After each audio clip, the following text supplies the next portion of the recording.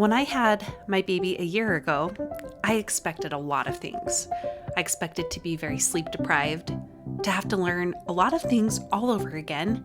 Breastfeeding, I'm looking at you.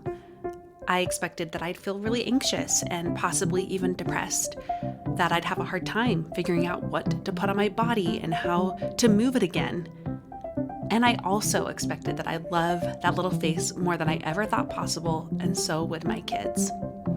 And all of those things ended up being very true. But the thing that happened that I was not expecting was an insatiable hunger. I think most women feel voracious after giving birth, and I expected that. But for me, it was this kind of hunger that felt all-consuming and endless. I was never satisfied. I always wanted more. And that feeling of wanting more really terrified me. You see, for the previous 9 months, I experienced this perpetual state of nausea, a nausea that was on a spectrum that spanned from deathly ill to end of the stomach flu ill. And it was the kind that not only made it a challenge to eat, but it also stole all of my hunger cues and my cravings alongside it throughout the entire pregnancy. Now, I was sick with my other pregnancies too, but my morning sickness, can we just do away with this term, by the way? It started sooner and it lasted longer and got worse with each child.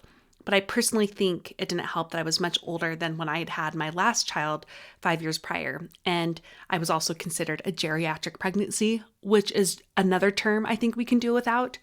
So all that aside, when I gave birth and my nausea finally lifted, that felt so good. But I was flooded with things I didn't realize I was missing until it all returned in a flood that consumed me. A flood of hunger, appetite, cravings, and this endless, terrifying pull to more. This episode is actually not about food, pregnancy, or the terrible ways we name things that women go through. It's about our fear of wanting more. It's about how we tap down on our desires to do more and to be more.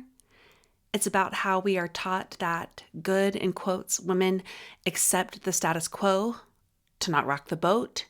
It's about how we are molded to become people pleasers, and how that often leads to us tapping down on our own desires, our goals, our ambitions, until we're afraid of even knowing them, let alone speaking them and pursuing them. It's about how many women I know, including myself, spend years, if not decades, living numb to their own wants. And it's about how that damages not just the women, but the entire world. Today, I'm going to talk to you about your own desire for more.